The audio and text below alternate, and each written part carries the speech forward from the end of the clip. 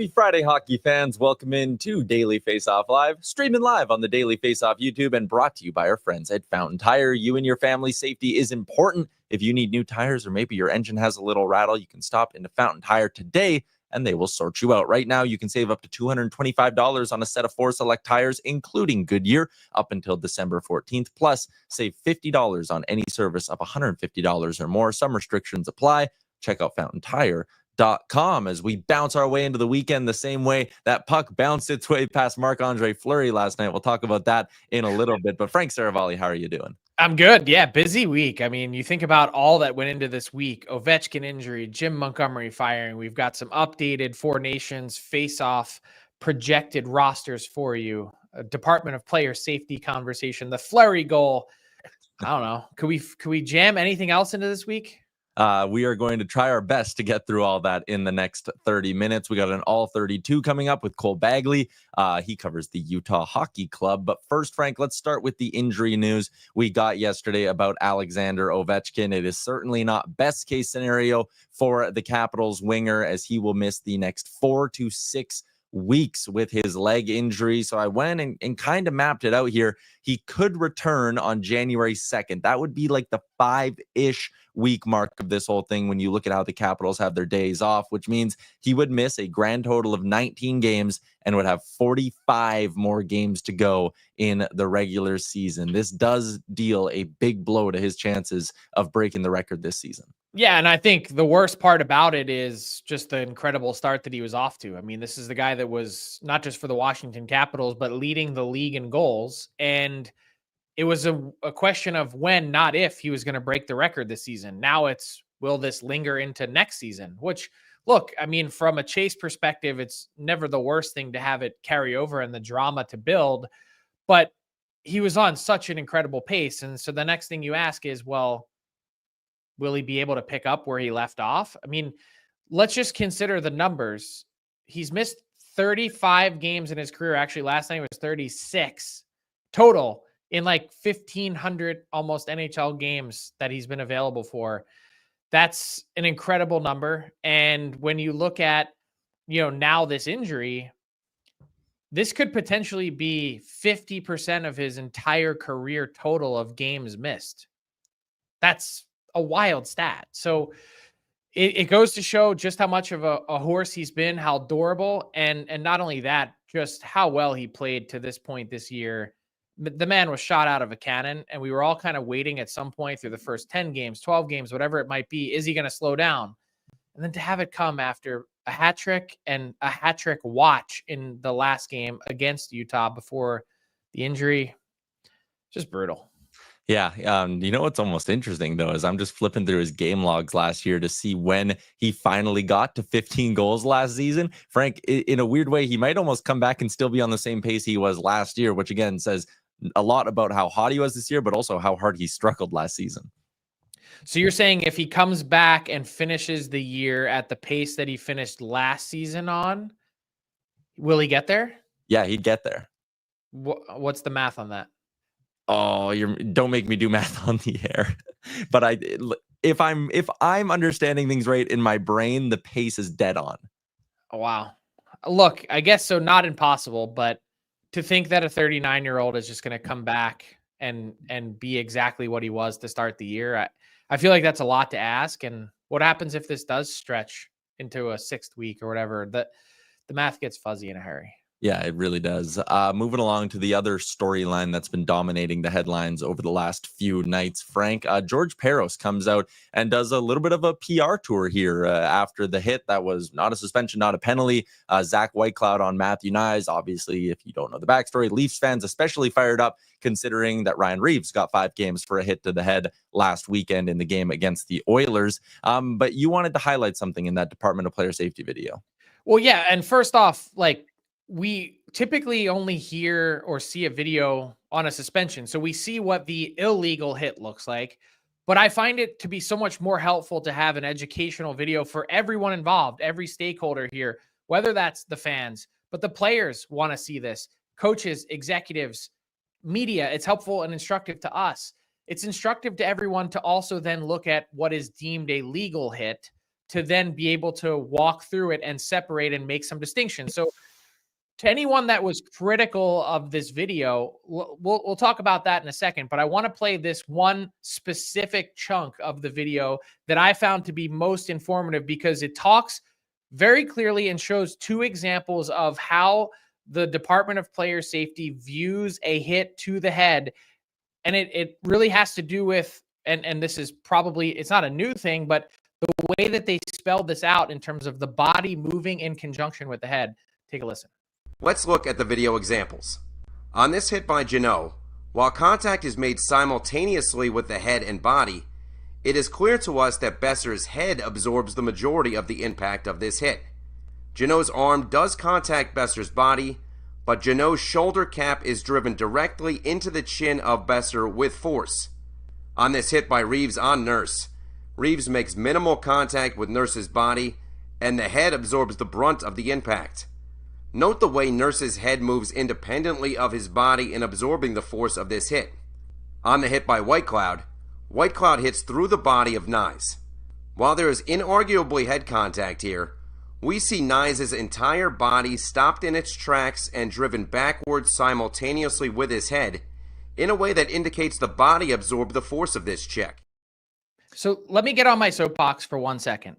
One, there's a lot of nuance to all of this, as you can see spelled out. And the next part of the video talked about how there are certain plays where contact with the head is unavoidable.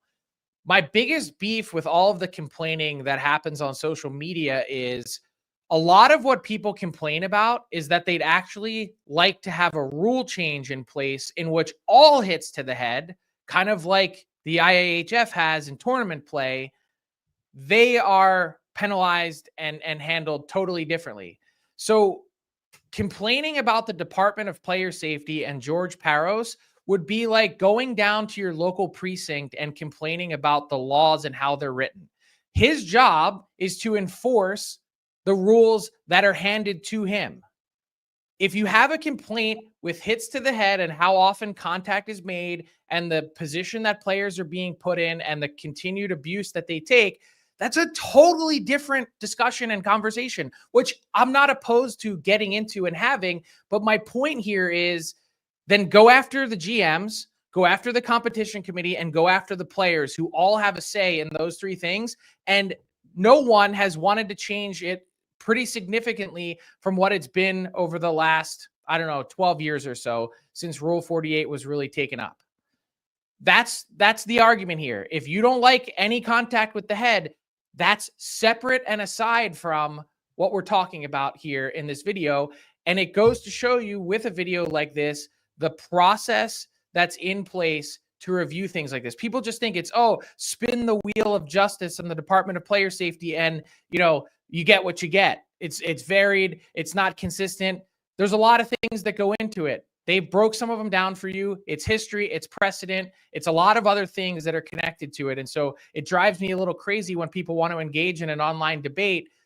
That's not what this is about. If you want to have that discussion, we can do that, but that's not what this is.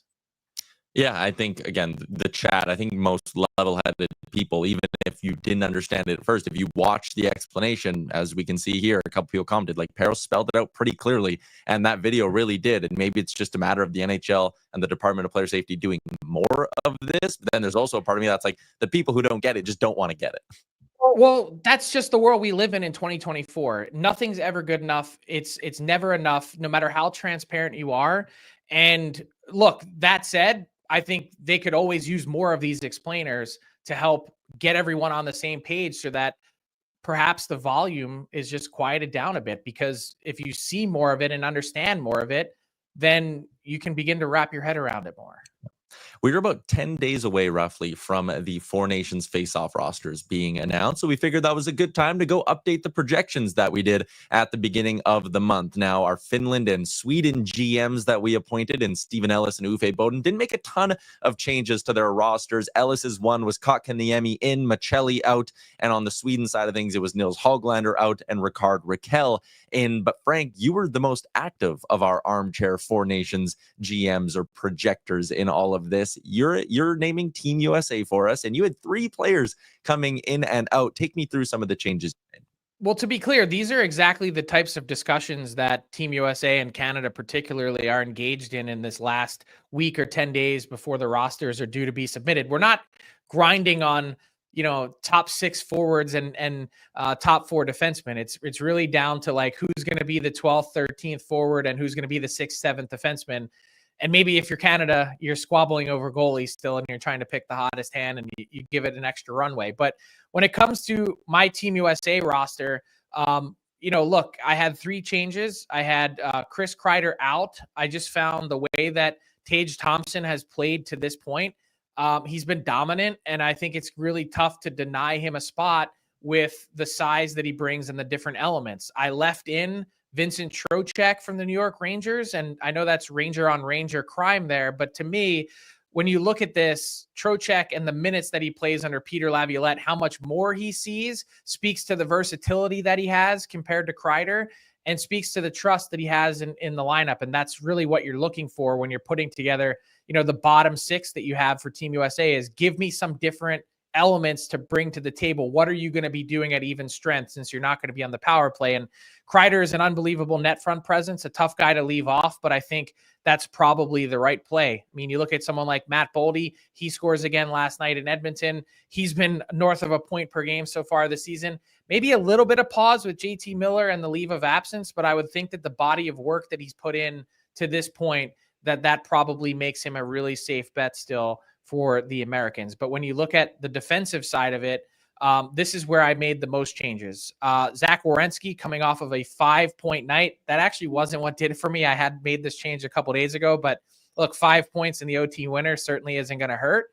And I subbed him in for Jake Sanderson, who's just been a little bit inconsistent for my liking. I think you want to try and bring in a young piece that can be with your team for now and 2026. But I think the mission and mandate is clear for Team USA. We want the best team for 2025, and we'll deal with 2026 in the Olympics later. So I've got Sanderson out, Werenski in, and I've got Noah Hannafin in and Brett Pesce out. Pesce's just been a little bit slow to adjust to this season coming off of that injury at the very beginning of the year. Hannafin's just rock solid. And I think one of the big things with that sort of 6th, 7th D position that you're selecting is if you have a guy that's out of the lineup, how's he going to handle it? Is he going to pout? Is he going to complain? I think every sign to this point indicates that Noah Hannafin wouldn't. I think GM Bill Guerin was in Toronto very specifically to see Noah Hannafin play against the Leafs earlier this week. And I think he got a good viewing of him. Goalies don't change, even with Swayman struggling. I think as a third guy, again, longer sample size, body of work. Hellebuck and Ottinger are the slam dunks, and you hope you don't need to get to your third guy. Yeah, that was kind of going to be my question was with Swayman, again, the numbers have been bad this year. We obviously know how good he can be, but if he's kind of locked in as your third goalie, are you tempted to bring some youth and maybe someone like a Dustin Wolf? But another guy that is sort of more along the lines of, would you want to, this is a poor choice, or like groom him a little bit for the Olympics in a couple of years? Jason commented about Alex Vlasic on the blue line. I mean, look, I think Vlasic and Wolf are in the same category. I'm hugely bullish on Vlasic for 2026. I just think he's just not quite at that level for Four Nations this year in 2025. All right, so let's dig into Team Canada a little bit now, where the goaltending situation is very, very complicated. But our guy Matt Larkin made a couple of changes. He had Mark Stone and Steven Stamkos coming out. Stamkos because of his early season struggles in Nashville. Stone because of, the injury concerns with him. He's on IR right now for the Golden Knights. Coming in was Travis Konechny and Brandon Hagel. He also had the Morrissey and Theodore conversation, but Hagel's an interesting one for me, Frank. He really would be coming into this as a penalty kill guy. He's one of Tampa Bay's most used PKers. Do you like the idea of going with someone like a Brandon Hagel who could fill a certain role here, I suppose, versus someone like Stamkos, who I think is undoubtedly more skilled? Well, I think if you say that, you're also discounting Hagel and the production that he's had. Sure. I mean, look at this year, north of a point per game. Last year, 26 goals and 75 points in 82. Like, it's not like you're talking a 30-point drop-off to add the different element. This is a guy that's still hugely productive. He can play with top-end players and has proven that in Tampa Bay. And I love the energy that he provides. I think he's just got a little bit of something else that look, Stamkos has also been really slow to adjust to a situation that's a little bit difficult in Nashville. And so they've struggled as a whole, and he's certainly been part of that. Here's the, there's a couple areas that I disagree with Matt, and we've had this debate on text. So look, his opinion certainly valued, and I totally get all the points that he makes. I don't know how you leave Mark Scheifele off this team. I'm not leaving Mark Scheifele off my team, Canada, but this is Matt's team. And you look at Scheifele in the year that he's had, I think he's just been dominant. Matt made the point, he hasn't been as good defensively. I don't really care about how good he is or isn't defensively. And not to say that this is an all-star team. I don't view him as a liability out there. And when he's such a force with the puck that I just think it's undeniable to leave him off. And I think same thing kind of on the back end. Shea Theodore, I love the season Josh Morrissey has had. And frankly, with Team USA, Neil Pionk's been great this year too.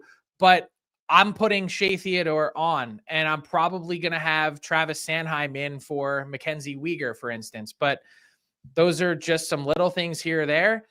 I think the goaltending, though, continues to be fascinating. Like, Binnington's numbers haven't been good, but he's got the Doug Armstrong connection, and they won a Stanley Cup together, so he can play in big moments. Logan Thompson, I think, has been a clear late entrant to this with the job that he's done with the Washington Capitals. But one guy, and probably not the best day to bring this up, given the goal that he let in last night, Marc-Andre Fleury, like, if you have to pick a third guy, to me, I'm going with him every time. First off, he's universally beloved. Second, his numbers are still really good and he can still play.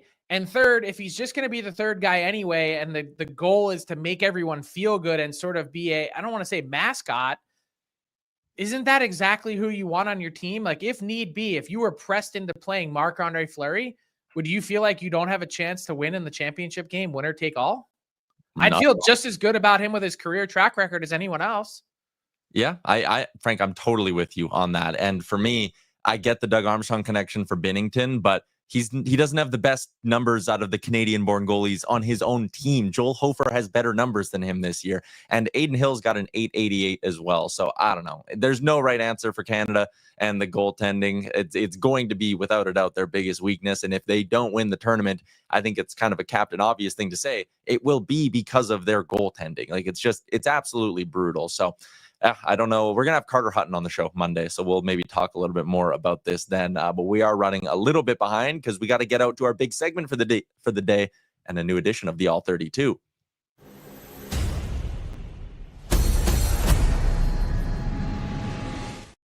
History on Daily Faceoff Live, because for the first time in the All 32, we're zeroing in on the Utah Hockey Club. Very excited to be welcoming Cole Bagley from KSL Sports onto the show. And Cole, I wanted to start with, kind of a bit of a vibe check, but the Utah Hockey Club starts selling jerseys and they set a record. And I guess I just kind of want to know, as a Utah guy, what's the first couple months been like covering the team? It's been a dream come true. Just surreal. I mean, I born and raised in Salt Lake City, first exposed to hockey during the 2002 Winter Olympics. So for me, this is a dream. Never thought the NHL would call Utah home, but it's proving again and again that it clearly belongs. The home opener was an incredible experience. And yeah, they put the jerseys on sale and people were lining up at 4 a.m. So we've got some dedicated hockey fans in Salt Lake City, and it's simply been an incredible experience so far. I want to talk a little bit about the team on the ice. They get that 3-game winning streak to start the year, and then they haven't won back-to-back games since. What's been kind of behind their lack of consistency? It feels like a combination of just how the roster is currently constructed. You got a lot of young guys. You got Logan Cooley in his second season in the NHL. You got Dylan Gunther playing his first 82-game season. You got a guy like Lamoureux who's getting called up at the age of 20 to fill in for some unfortunate injury bugs going on that blue line. So it just feels like a combination of young guys that are gaining experience, that haven't played a lot of NHL hockey, and then there has been some disappointing play from some of the veterans. A guy like Krause only has 4 points. Nick Schmaltz hasn't scored in 19 games. So it's a tough stretch for this team right now. But I feel like, General Manager Bill Armstrong said the team is right where they should be. close to that 500, not too far out of the playoff race, early in the season, but it's more the nature, I think, of how things have gone. They haven't won a game back to back since that, early 3-game winning streak. And then the first 5 games, they scored 20 goals. Over the last 14, 29 goals. So clearly, there's quite a few issues going on with the Utah Hockey Club right now. Yeah, and Cole, one of the big things has been their back end and how beaten up it's been. I don't think any team can survive losing 2 of their top 4 defensemen for a period of 4 to 5 months. But how do you think Utah has survived without Sean Durzi and John Marino? To start off, it was a little rough. They were letting in a lot of goals. You could clearly see there was a lack of chemistry, I would say, between the pairings. But since the addition of Olli Mata, I think the defense has really figured things out. He brings a veteran presence. I like what I've seen from Sergachev this season. I think Sergachev is the best player on the Utah Hockey Club roster right now. He's got 4 goals, 8 assists. He's playing 25 minutes a night. He's got more than 30 blocks, and he's been exactly what this club hoped he would have been. Another guy I think that's been fantastic is Michael Kesselring. 3 goals, 6 assists, and he leads the team in plus minus with +7. He's incredible on the rush. He gets involved offensively, and he's answered the call. Once Durzi went down and they found out that Marino wouldn't be back for a while, Kesselring's really had to step up, and he's done a great job. And then of course Mata's veteran presence, and I liked what I've seen from Ian Cole, and Maverick Lamoureux. Even though Lamoureux's had some rookie moments, but it's not a surprise. He's 20 years old. This is really his first NHL experience. He was supposed to play the whole season in the AHL, but so far over the last 6, 7, 8 games, it really hasn't been the fault of the defense. I think they've played pretty decent hockey. They've given themselves opportunities to win games, but when the offense just isn't producing, it just doesn't really matter. Yeah, it kind of feels like my golf game. If I can get off the tee, I can't hit a green to save my life. If you can figure out your defense, then all of a sudden your offense dries up, right? Exactly. It's always the way it goes. So in that same vein, though, we know the issues and limitations that they have with their defense. What's happening with the goaltending? Connor Ingram was supposed to be the guy this year that kind of, picked up the ball and ran with it. And it kind of seems now to me like they've got it's not a goaltending controversy, but they're in an interesting spot because Vejmelka's numbers have clearly been a lot better, and it seems like he's going to be given some opportunity here. Is that fair to say? Absolutely. After those first 3 games, and even when you look at those 3 games, there was a lot of pucks going in Utah's nets, but it was easy to overlook it because they were winning and they were scoring more goals. But now the offense has dried up. And when you're allowing 3.6, goals per game, a 0.87%, 87% save percentage, you're not going to win a lot of hockey games that way. And unfortunately for Connor, it sounds like he's got an injury that's going to keep him out for a week or 2. But it's a huge opportunity for Vejmelka, who has been he's had the hot glove.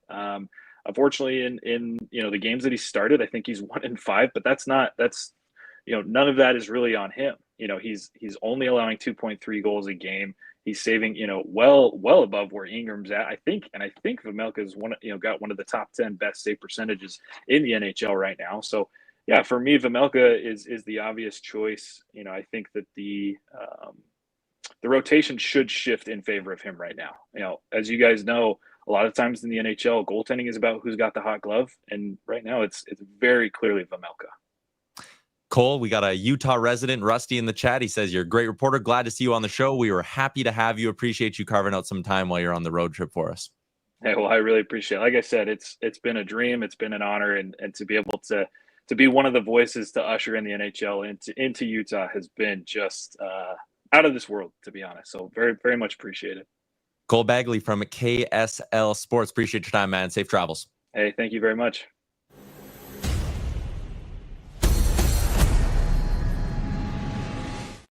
Got a friend in Utah, Frank. What a great day on the show. Let's move along to our hashtag AskDFO inbox question. Frank, I want to ask you about this goal, Leon Draisaitl on Marc-Andre Fleury, if you can even call it a Leon Draisaitl goal. Give me one word to describe this bad boy. How? That's it. I just don't like.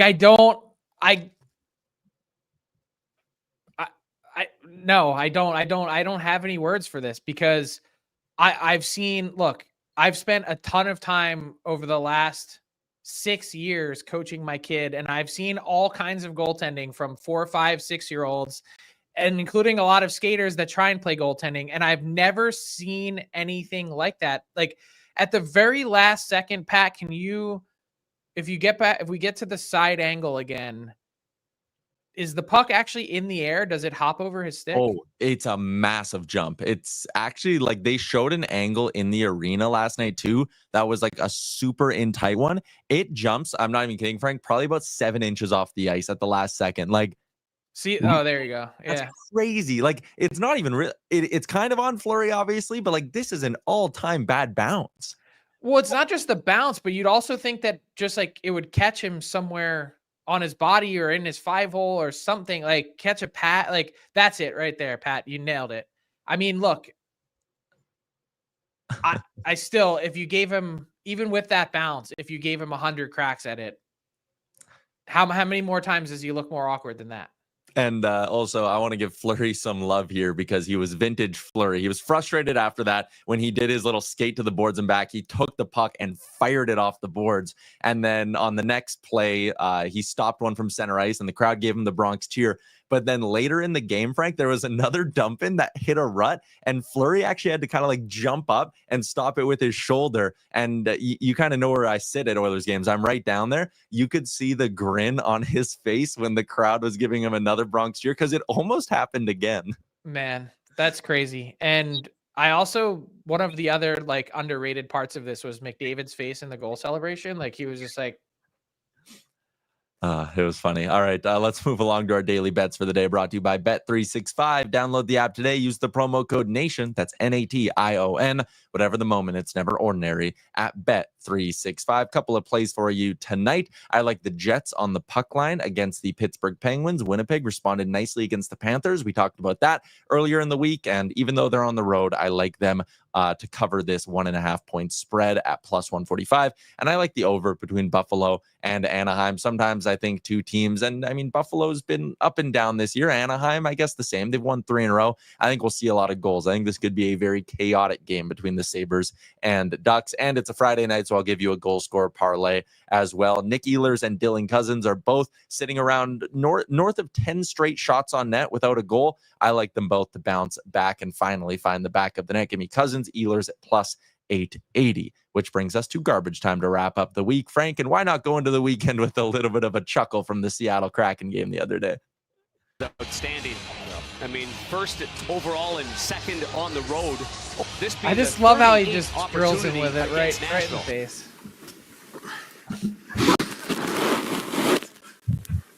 So well played.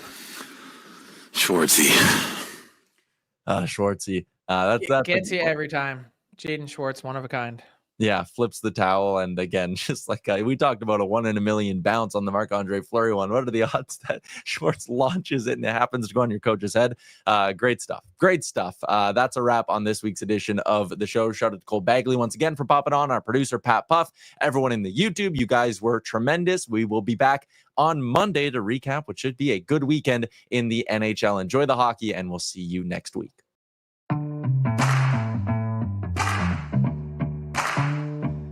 What's up, hockey fans? If you enjoyed that video, then you're going to want to hit the subscribe button to not miss any of our content. From daily live shows with Frank Seravalli to analysis from former NHLers to exclusive interviews with some of the biggest names in the hockey world on Frankly Speaking. You're going to want to hit that subscribe button and stay up to date with everything going on in the hockey world.